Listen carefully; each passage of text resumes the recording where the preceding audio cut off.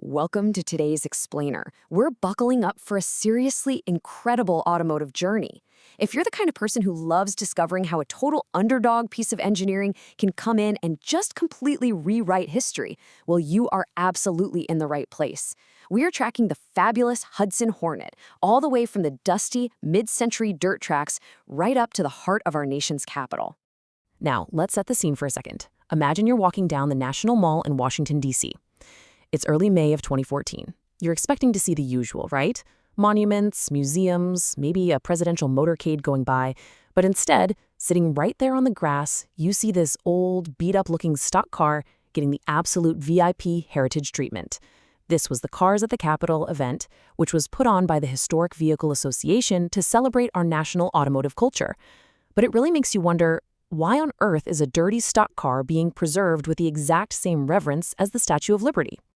Well, let's dive into this. Section 1, a monument on wheels. Okay, so at that 2014 event, this specific 1952 Hudson Hornet was being showcased as part of the National Historic Vehicle Register. And I want to be clear, this isn't just some local car club award. It's technical drawings, it's photographs, its entire history. They are permanently archived in the Library of Congress for the Historic American Engineering Record. A car has to represent some seriously significant American history to earn that spot. We're talking about the exact same level of preservation care that is given to the Statue of Liberty and the Space Shuttle. Literally, the same level. To really understand this, we need to trace the life of this specific vehicle. This is Herb Thomas's famous number 92, and it has this beautifully bizarre timeline. It's like a crazy movie plot. Back in 1952, racing legend Herb Thomas bought this car directly from a dealer and drove it straight to a championship. But, race cars live hard lives. By 1954, it was sold off as just another used car. It spent decades just being driven around the South until, amazingly, it was discovered rotting away in eastern Kentucky in the mid-1970s. Eventually, it got restored, completing this miraculous journey from a forgotten Kentucky beater to sitting proudly on the National Mall. Which brings us to Section 2, the step-down secret. So, how did this car become such a big deal? The Hornet's secret weapon was what they called its step-down design. Back in those days, most automakers just took a body and bolted it onto a heavy steel frame. That was the standard. But Hudson, they used an advanced unibody construction. They essentially combined the body and the frame into one rigid, lightweight unit. The floor literally stepped down into the frame. And the result? This gave the car the absolute lowest center of mass among standard-sized cars. It practically hugged the road, which allowed it to completely out-corner and out-accelerate its heavier, supposedly way more powerful V8 rivals. And no one recognized this potential quite like a driver named Marshall Teague. In a completely scrappy, classic David versus Goliath move, Teague actually traveled up to the Hudson plant in Michigan without even having an appointment. He just walked right in and somehow, incredibly, convinced the executives to give him corporate support and cars. Teague then worked with Hudson to tune their inline six-cylinder engine to its absolute limit. And just like that, Hudson was directly backing their racing teams. This bold partnership was a real game changer. It completely transformed the company's image forever. Teague nicknamed his car the Fabulous Hudson Hornet, painting those words massively across the doors. And Hudson, they leaned all the way in. They used this new racing identity as their core marketing strategy, boldly advertising themselves as the national stock car champion. It's wild. Almost overnight, this little independent automaker became an absolute titan of the track. Let's see how that played out in Section 3, dominating the dirt tracks. And when I say they became a titan, I mean it. This wasn't just winning a few races here and there. This was pure, unadulterated domination across those early stock car circuits. Just look at the explosion in victories. It is wild.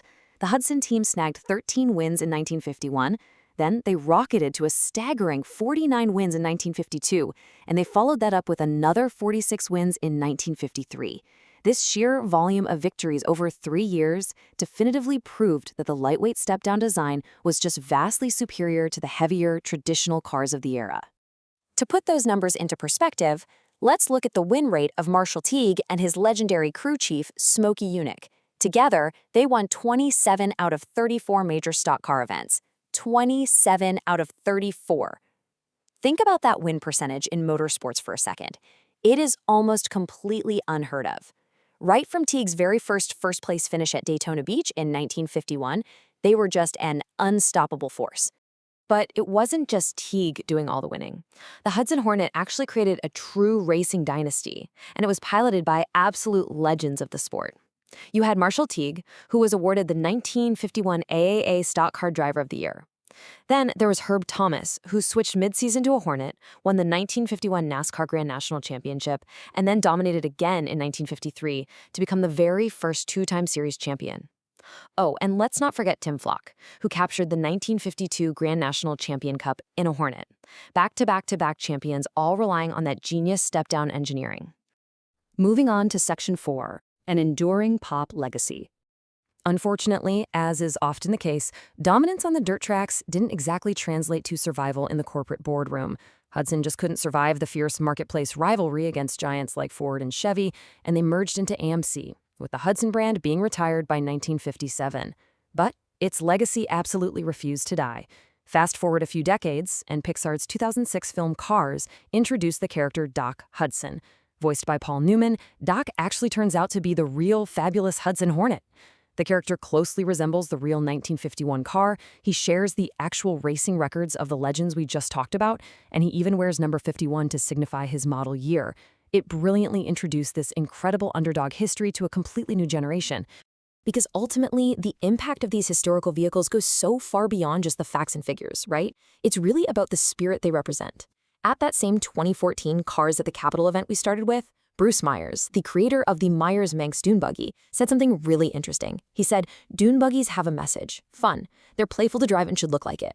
Well, the Fabulous Hudson Hornet has a message of its own for sure. It speaks directly to American ingenuity, scrappy innovation, and the pure thrill of pushing mechanical limits until you completely rewrite the rulebook. Which brings us to the end of our journey for today's explainer. The Hudson Hornet went from dominating dirt tracks to being totally lost and forgotten in a Kentucky driveway, to standing proudly alongside our nation's most treasured monuments. It just goes to show you that history isn't only found in textbooks. Sometimes it's sitting right under a rusty hood waiting to be discovered. So I want to leave you with this to think about. What forgotten artifact sitting out there in a barn, a garage, or a field right now is going to be the next to earn its rightful place in the National Historic Vehicle Register? Keep your eyes open, because history is quite literally all around us. Thanks so much for joining me, and keep learning.